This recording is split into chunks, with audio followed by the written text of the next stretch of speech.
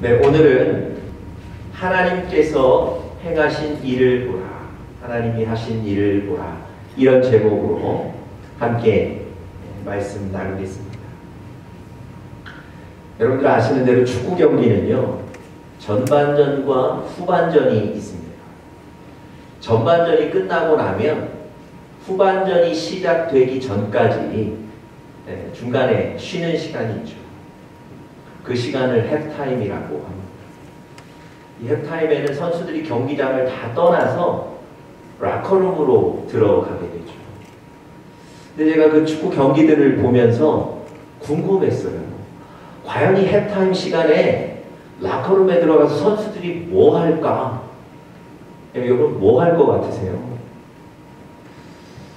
전에 한번 이 헵타임 중에 라커룸의 상황을 보여주는 TV 프로그램이 한번 있었습니다. 그 프로그램 보니까요, 물론 선수들이 지치고 힘드니까 들어가 쉬죠. 그런데 그것보다 더 주된 건 코치들이요, 선수들 앉혀놓고 전반전에 선수들이 어떻게 움직였는지, 어떻게 플레이했는지를 가르쳐주더라고요. 그것을 기반으로 해서 후반전에는 어떻게 뛰어야 될지를 깨닫게 하는 거예요. 그게 주된 일이에요. 여러분, 선수들은요, 그라운드에서 뛰느라 체력적으로 힘들고요, 또 상대 선수들과 격렬하게 부딪히면서 사실 내가 어떻게 플레이했는지 생각할 여유가 없습니다. 그러기가 힘들어요. 그런데 여러분, 그라운드 밖에서 전체 경기를 지켜보는 그 코치들은 선수들이 어떻게 움직이고 어떻게 플레이했는지를 알고 얘기해 줄 수 있거든요. 그래서 그걸 얘기해주고 가르쳐주고, 그래서 선수들은 그걸 바탕으로 후반전에는 내가 어떻게 해야 되겠구나 깨닫는 것, 그게 바로 사실은 헵타임의 주된 목적입니다. 여러분, 어떻게 내가 플레이했는지를 되돌아보는 것이 축구 선수들에게는 지혜인 거예요. 역으로요, 내가 어떻게 했는지, 내가 어떻게 움직였는지, 플레이했는지를 되돌아보지 않으면 그 축구 선수들에게는 후반전에 더 나아지는 진보가 없다는 겁니다. 여러분, 저도 여러분들 앞에 서서 매주 예배마다 설교하는데요, 저도 제 설교가 어땠는지를 보기 위해서 제 지난 설교를 듣거나 볼 때가 있습니다. 이 설교를 듣고 보면서 내가 하지 않아도 되는 불필요한 말을 계속 반복하는 모습도 찾게 되고요, 또 불필요한 습관들도 보게 되고요, 또 말의 속도도 조절하게 됩니다. 언젠가 한번 제가 장거리 운전을 해야 되는 적이 있었는데요, 그때 제 설교가 담기는 CD를 이만큼 가져갔습니다. 그래서 운전하면서 제 설교를 듣는 거예요. 여러분, 그 장거리 운전하면서 제 설교를 제가 들었을 때 어땠을까요? 여러분, 제가 그 설교 듣고 졸고 말았습니다. 웃으셔도 돼요. 그리고 제가 그때 생각하면서, 이거 성도들을 졸게 만드는 설교하면 안 되겠다. 그럼 제가 다짐했다니까요. 그럼 제가 이런 얘기 드리는 이유는 다른 얘기가 아니라 돌아보는 것이 지혜라는 거예요. 내 삶을 돌아보는 것. 그것이 여러분과 저의 삶의 지혜가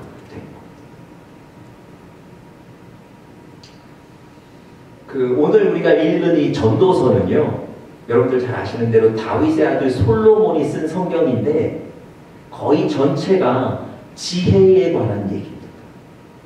오늘 우리가 전도서 7장을 읽었는데요, 특별히 이 전도서 7장은 지혜가 무엇이며 어떻게 우리가 그 지혜를 얻을 수 있는가에 대해서 특별히 얘기해 주고 있습니다. 여러분, 솔로몬이 과연 지혜가 무엇인가, 어떻게 지혜를 얻을 수 있는가 굉장히 고민하는 거예요. 그리고 그것 위해서 기도하고요. 하나님의 음성을 듣고 쓴 본문이 바로 오늘 전도서 7장 본문인 겁니다. 여러분, 솔로몬이 그 답으로요. 지혜가 무엇이며 어떻게 지혜를 얻을 수 있는가 고민하고 기도하고 하나님의 음성을 듣고 하다가 그 답으로 쓴 것이 바로 오늘 전도서 7장 13절 초반절의 얘기입니다. 자, 전도서 7장 13절 초반부에 뭐라고 써 있는지 한번 보죠. 하나님이 행하시는 일을 보라. 이렇게 기록되어 있죠. 여러분, 오늘 우리가 읽지는 않았지만 바로 그 앞에 절 11절 12절을 보면요, 지혜가 얼마나 중요한지, 그리고 그 지혜가 우리 삶에 얼마나 필요한지를 적고 있어요. 그리고 나서 바로 처음 나온 구절이 뭡니까? 하나님이 하신 일을 보라. 이렇게 솔로몬은 얘기해요. 다시 말씀드리면 하나님이 우리 삶에 하신 일을 보는 것이 지혜라는 거예요. 하나님이 우리 삶에 행하신 일을 되돌아보는 것이 지혜를 얻는 근원 중 하나라는 겁니다.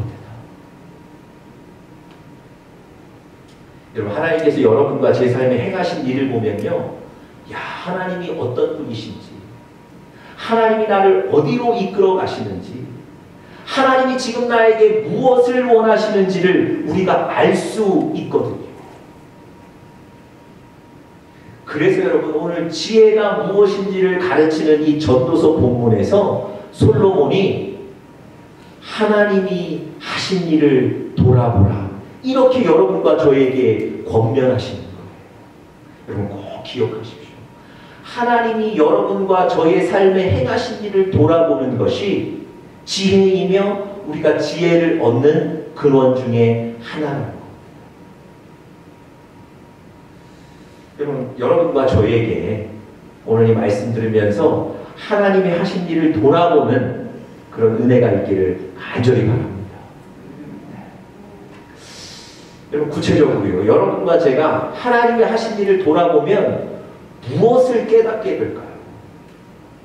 도대체 솔로몬은 하나님이 하신 일을 돌아볼 때 무슨 지혜가 생긴다고, 무엇을 깨닫게 된다고 돌아보라고 했을까요? 우리가 오늘 본문을 통해서 세 가지로 구체적으로 좀 살펴보도록 하겠습니다.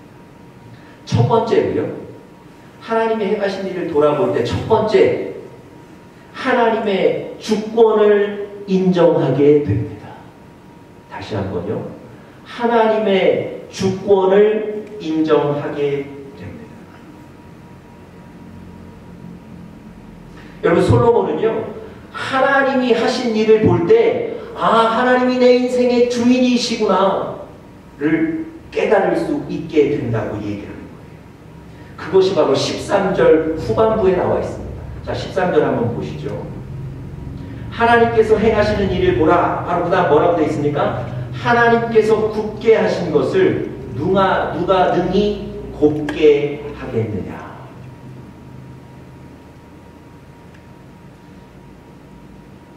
여러분, 무슨 얘기입니까? 우리 삶에 하나님이 계획이 있다는 거예요. 하나님이 우리 삶을 계획하시고 인도하시고 움직여 가신다는 거예요. 그 어떤 것도 하나님의 계획을, 하나님의 일하심을 변경하거나 바꿀 수 없다는 겁니다. 여러분과 제가 계획하고 여러분과 제가 마음의 욕심을 가지지만 하나님의 계획을 변경할 수 없다는 거예요. 하나님이 여러분과 저의 삶을 움직여 가시는 줄 믿습니다. 하나님이 주인이시라는 얘기입니다. 여러분, 열왕기 하에 보시면요, 나아만이라는 사람이 나옵니다. 이 나아만이라는 사람은 아람이라는 나라의 군대 장관이에요. 그런데 이 사람이 전쟁에 나가서 큰 승리를 했어요. 그래서 왕에게 신임을 얻고 또 백성들에게 존경받고 부와 명예를 다 얻었던 사람입니다. 그런데 여러분, 이 아람이라는 나라는요, 이스라엘처럼 하나님이 선택하신 선민이 아니에요. 말하자면 이방 나라입니다. 그들이 하나님을 잘 알지도 못했을 것이고요. 하나님에 대해서 들어는 봤을 수 있지만 제대로 섬기지도 못했을 거예요. 그런데요, 성경에 보시면 하나님께서 이 나아만이라는 사람에 대해서 관심을 갖고 계세요. 왜 성경이 이 나아만이라는 이방 나라의 장수에 대해서 관심을 갖고 있을까요? 왜 성경이 아람이 어떻게 큰 용사가 되었는지 그 배경을 설명하는데 지면을 할애하고 있을까요? 여러분, 성경에 보니까 이렇게 기록합니다. 성경 한번 보시죠. 나아만은 그의 주인 앞에서 크고 존귀한 자니 이는 여호와께서 전에 그에게 아람을 구원하게 하셨습니다. 여러분, 잘 보십시오. 하나님은요, 이방의 장수 나아만도 알고 계셨고 그를 위한 계획도 가지고 계셨고 그를 하나님의 계획대로 움직이셨던 거예요. 여러분, 하나님께서 나아만이 전쟁에 나가서 큰 승리를 하여 아람을 구원하도록, 그래서 큰 용사가 되도록 이미 하나님이 계획하셨다는 말입니다. 아니, 저 이방 나라 사람 나아만 무슨 관심을 가질 만큼 중요한 사람입니까?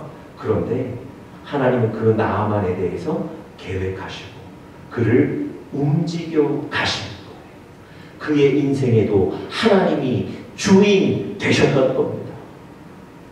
여러분, 저 집에, 나아만의 집에 이스라엘의 아주 작은 여자 종이 들어와서 나아만이 가진 병을 보고, 아, 나아만이 지금 엘리사 앞에 나가 있으면 저 병을 치료하실 수 있을 것입니다, 조언을 해줘요.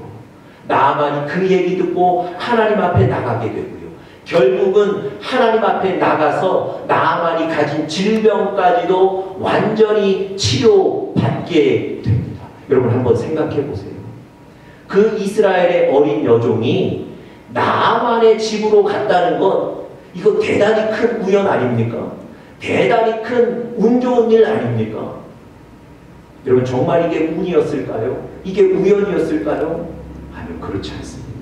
하나님께서 나아만을 큰 용사로 만드시고 그가 하나님을 만나 인생의 문제를 해결받고 인생이 변화되도록 하시기 위해서 계획하셨고, 그 계획을 이루시기 위해서 하나님은 그 어린 여종을 나아만의 집에 보내셨던 거예요.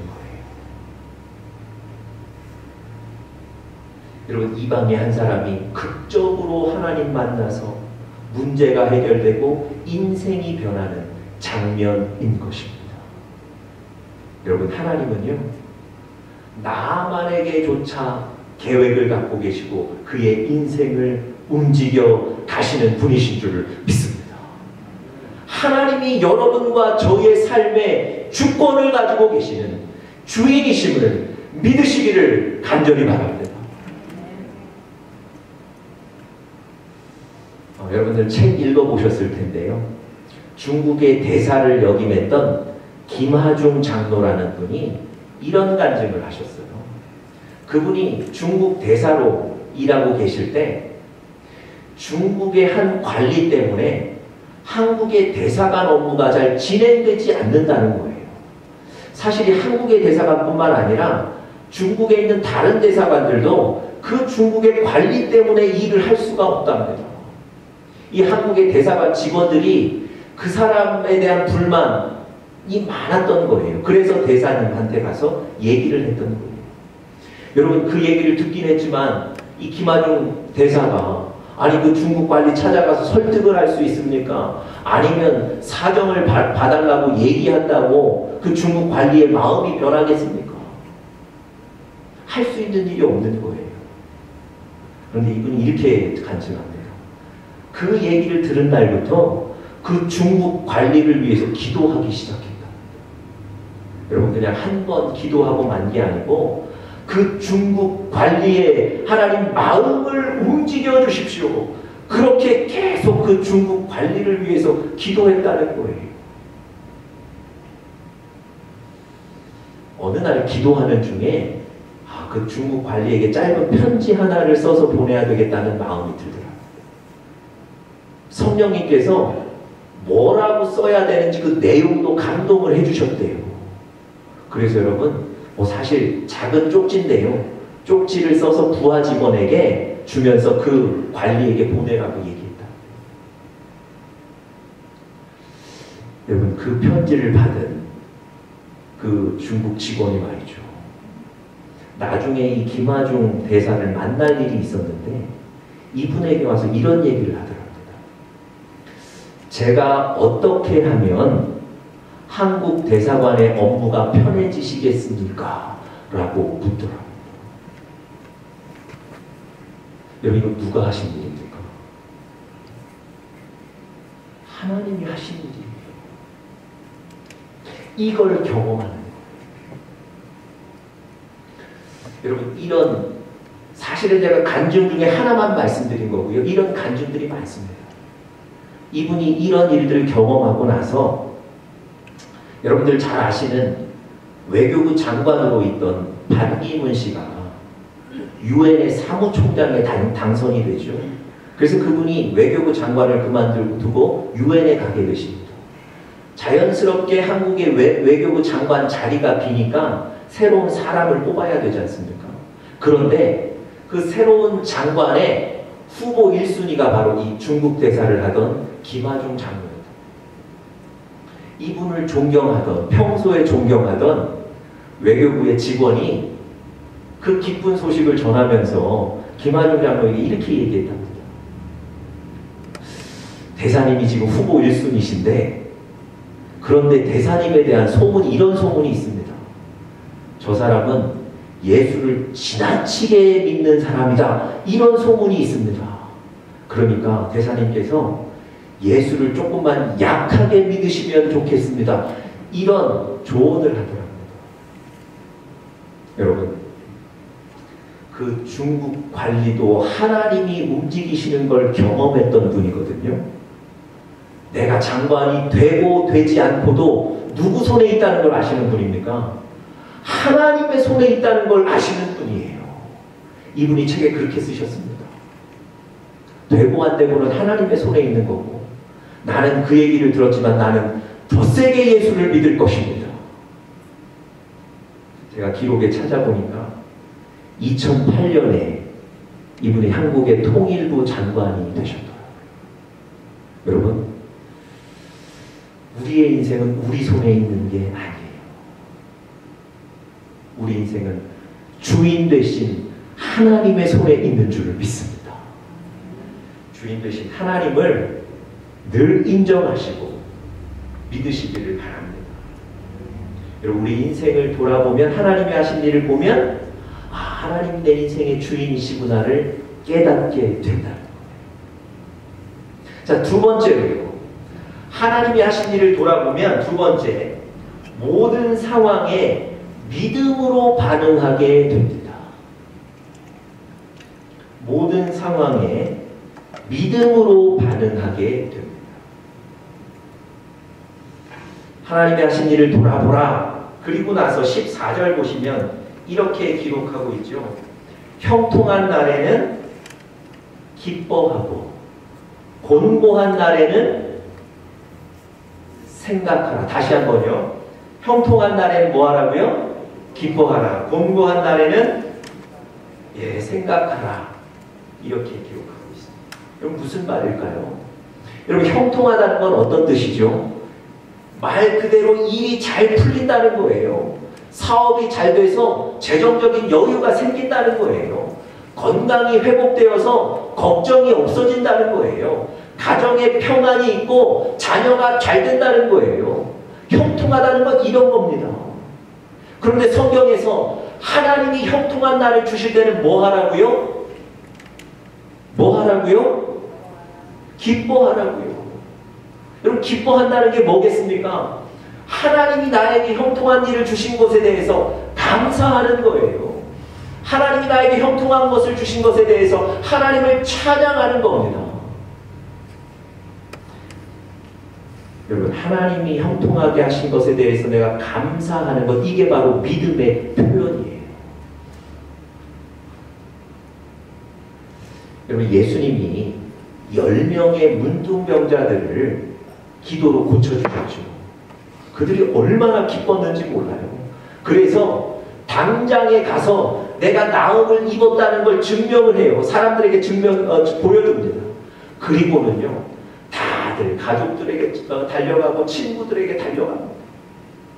그런데 오직 한 사람, 그 10명 중에 한 사람만 다시 예수님께 오죠. 그래서 예수님께 나를 고쳐주신 분이 예수님이십니다. 너무 감사합니다. 감사 인사를 하죠. 그때 예수님이 그 한 사람, 돌아온 한 사람에게 뭐라고 얘기하셨는지 혹시 기억하십니까? 너의 믿음이 너를 구원하였다는 거예요. 지난주에도 제가 이런 말씀 드렸죠. 여러분, 돌아와서 인사한 이 사람 도대체 보여준 믿음이 뭡니까? 이 사건에서 뭐가 믿음입니까? 아무것도 없잖아요. 여러분, 예수님께 돌아와 감사한 것, 그것을 믿음이라고 예수님은 평가하신 거예요. 여러분 꼭 기억하십시오. 하나님이 나에게 형통한 일을 주셨을 때 그것 때문에 기뻐하고 그것 때문에 하나님께 감사하는 것이 믿음이에요. 하나님이 형통한 날에는 기뻐하라고 말씀하셨습니다. 여러분, 나의 삶을 되돌아보면 야, 이 형통한 날에는 내가 감사해야 되겠구나, 믿음으로 반응해야 될 것을 알게 되시는 거예요. 여러분, 하나님께 감사하는 것을 절대 잊지 마십시오. 그건 믿음을 잃어버리는 거예요. 하나님이 여러분 개인에게, 또 여러분 가정에게, 교회에 여러분 형통한 일을 주셨을 때는 반드시 감사하십시오. 반드시 감사하십시오.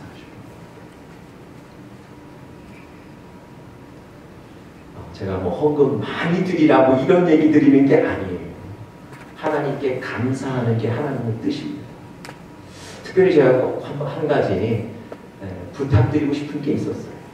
여러분, 헌금 봉투예요. 여러분이 감사한 일들, 하나님이 나에게 형통하게 하신 일들을 적어서 하나님께 드리시는 게 좋습니다. 하나님께 감사한다는 거, 내가 구체적으로 정성껏 감사하는 게 하나님 받으시지 않겠습니까? 그래서 여러분, 헌금 봉투에 하나님 이것 감사합니다, 이렇게 여러분 마음을 적어서 드리시면 좋겠습니다. 여러분, 누가 보는 게 아니에요. 하나님께 드리는 거거든요. 제가 아는 한 분은 헌금 하실 때마다 헌금 봉투에 이런저런 감사를 적으시는데요. 여러분, 깨알같이 적으시는데도 그 자리가 모자라요. 얼마나 많이 적으시는지 몰라요. 그게 믿음의 표현입니다. 감사의 표현이에요. 여러분, 성경은 형통할 때 기뻐하라 얘기하시고요. 뿐만 아니라 그 뒷구절은 뭐라고 되어 있습니까? 곤고할 때는, 고난날에는 뭐 하라고요? 생각하라, 그렇게 말씀하세요. 여러분, 이 곤고하다는 것은 무슨 뜻입니까? 곤란하다는 얘기를 말하는 거예요. 여러분과 저의 삶에 때로는 고민도 생기고 어려움도 생기고 근심도 생긴다는 겁니다. 그때에는 뭐 하라고요? 생각하라는 거예요. 이 생각하다라는 얘기 원어를 보면요, 아주 심사숙고하다, 이런 뜻입니다. 다시 말씀드리면 곤란의 순간을 피하는 것도 아니고요, 곤란의 순간을 부정하는 것도 아닙니다. 곤란을 당당히 맞서는 거예요. 그 대신에 그 곤란의 상황 속에 하나님이 나에게 무엇을 말씀하시는지를 보는 거예요. 이 곤란의 순간에 하나님이 내가 무엇 깨닫기를 원하시는가, 어떻게 하기를 원하시는가, 하나님의 음성을 들으시는 거예요. 여러분, 곤란은 분명히 마음에 부담은 되지만, 불편하지만, 이 곤고한 순간에 하나님의 뜻을 알고 깨닫는 기회로 삼으시기를 간절히 축복합니다. 이게 하나님이 원하시는 거예요. 여러분, 이사야서 30장 20절 보면 이렇게 기록합니다. 우리 같이 한번 읽어보겠습니다. 시작. 주께서 너희에게 환난의 떡과 고생의 물을 주시나 내 스승은 다시 숨기지 아니하시리니 내 눈이 내 스승을 볼 것이며. 여러분, 여러분과 저의 삶에 환난의 떡과 고생의 물이 없을 수는 없습니다. 하나님이 여러분과 저의 삶에 저런 일들을 주세요. 그런데 그런 때에 불평하고 불만하고 그저 시간 지나가기를 기다리라고 얘기하지 않으세요. 뭐라고 얘기하신다고요? 너의 눈이 너의 스승을 볼 것이다. 다시 말씀드리면 우리의 정신이, 우리의 눈이 이 곤란한 가운데 우리에게 말씀하시는 하나님의 뜻을 보게 될 거라고 말씀하시는 거예요.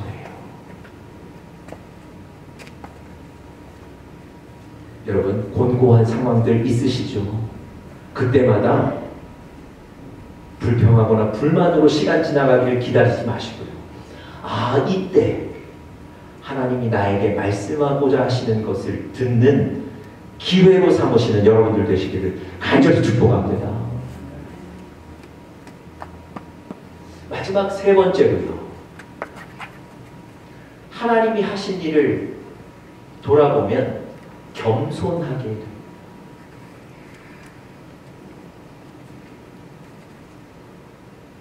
하나님이 하신 일을 돌아보면요, 교만하지 않게 된다는 거예요. 교만할 수 없다는 거예요. 겸손하게 된다는 거예요. 여러분, 이어지는 14절 한번 보겠습니다. 이어지는 14절 보면 이렇게 얘기하죠. 이 두 가지를 하나님이 병행하게 하사 사람이 그의 장래일을 능히 헤아려 알지 못하게 하셨느니라. 이 두 가지를 병행하여 우리 삶에 주신다는 거예요. 이 두 가지라는 건 뭐겠습니까? 바로 앞에서 얘기한 형통함과 곤고함, 이 두 가지예요. 여러분, 성경은요, 하나님이 이렇게 얘기하세요. 여러분과 저의 인생에 형통함과 곤고함을 항상 병행하여 같이 주신다는 거예요. 여러분, 잘 생각해 보십시오. 형통함만 있는 인생도 없고요, 곤고함만 있는 인생도 없습니다. 이 두 가지를 함께 주신다는 거예요. 하나님께서 사람을 만드시고 그 사람의 인생을 설계하시는데요, 하나님의 원칙이 이거예요. 형통함과 곤고함을 병행하여 주신다는 거. 이게 바로 하나님의 인생의 설계입니다.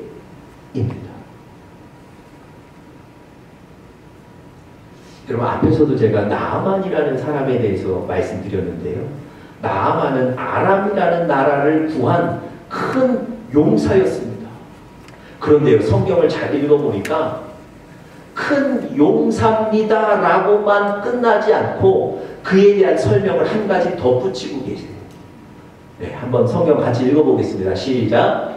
그는 큰 용사이나 나병 환자였더라. 여러분, 그가 큰 용사로 권력과 명예와 부를 다 얻고 있었거든요. 그런데 이런 좋은 조건들을 한꺼번에 한 번에 무력화시키는 나쁜 어려운 조건이 하나 있었어요. 그게 뭡니까? 나병 환자였다는 거예요. 여러분, 제가 이 구절 보면서 아니, 야, 하나님이 그냥 큰 용사로만 만들어 주셨으면 얼마나 좋았을까. 권력도 사용하고 부와 명예도 사용할 수 있는데, 근데 하나님이 그것만 주시는 게 아니더라는 거예요. 두 가지를 병행하여 주신다 그랬죠. 그에게 이 질병의 문제도 하나님이 주셨던 거예요. 여러분, 왜 하나님이 이 두 가지를 병행해서 주실까요? 형통함만 주시면 좋을 텐데. 그 이유를 14절 후반부에 정확하게 기록하고 있죠. 뭐라고 기록합니까? 사람이 장래일을 능히 헤아려 알지 못하게 하시니라. 여러분, 하나님이요, 여러분과 제가 우리 장래의 일을 알지 못하도록 하기 위해서 형통함과 곤고함을 같이 주신다는 거예요. 만약에 여러분과 저의 삶에 형통한 일들만 계속 일어난다면 여러분들과 저 어떻게 생각하겠습니까? 이후 일도 잘 될 거야. 야, 저것도 문제 없어. 야, 돈 버는 건 시간 문제야. 뭐 이렇게 우리가 생각하고 살지 않겠습니까? 그런데 그 형통함만 있는 게 아니라 곤고함도 하나님이 주시기 때문에 우리 장래의 일을, 우리 장래가 어떻게 될지를 우리가 알지 못하는 거예요. 그렇기 때문에 교만하지 않게 된다는 거예요. 겸손할 수밖에 없다는 겁니다. 여러분, 우리가 장래일 알면 얼마나 교만해지겠습니까? 여러분 아시는 대로 여호수아가요, 그 여리고성을 함락한 이후에 그 다음 바로 아이성 전투에 임합니다. 여리고성은 꽤 크고 높았거든요. 그런 여리고성을 우리 군사력으로 정복했기 때문에 아이성 같은 작은 성은 군사 조금 보내면 일 해결된다고 생각한 거예요. 그래서 군사 조금 보냈습니다. 그 아이성 전투에서 어떻게 됐나요? 완전히 패하고 말았어요. 여러분, 여호수아가요, 그 다음 전투, 그 다음 일은 이렇게 될 거야. 자기가 안다는 그 교만 때문에 완전히 무너지는 거예요. 여러분, 이 여호수아는 믿음에 철저했던 사람 아닙니까? 믿음에 철저한 그 여호수아마저 무너지게 만드는 것이 뭐라고요? 내 미래를, 내 장래일을 내가 알 수 있다는 교만이라. 여러분, 주인 되신 하나님 앞에 철저하게 겸손하게 되시기를 간절히 축복합니다. 여러분, 나아만이요, 용사였지만 나병 환자였거든요. 그 나병이 있는 것 때문에 결국은 그가 하나님 앞에 나오게 됐잖아요. 결국은 그가 이방 사람인데도 불구하고 하나님 만나게 됐잖아요. 그의 인생이 변하게 된 것 아닙니까? 바로 그의 어려움 때문에요. 그렇습니다. 여러분, 오늘 제가 하나님이 하신 일을 돌아보라, 그리고 세 가지 그것을 통해 주시는 깨달음을 말씀드렸어요. 여러분, 하나님이 하시는 일을 꼭 돌아보시기를 바랍니다. 그리고 오늘 전도서에서 솔로몬이 말한 이 지혜를 마음속에 가지고 품고 사시는 귀한 영적인 가족들 되시기를 축복합니다.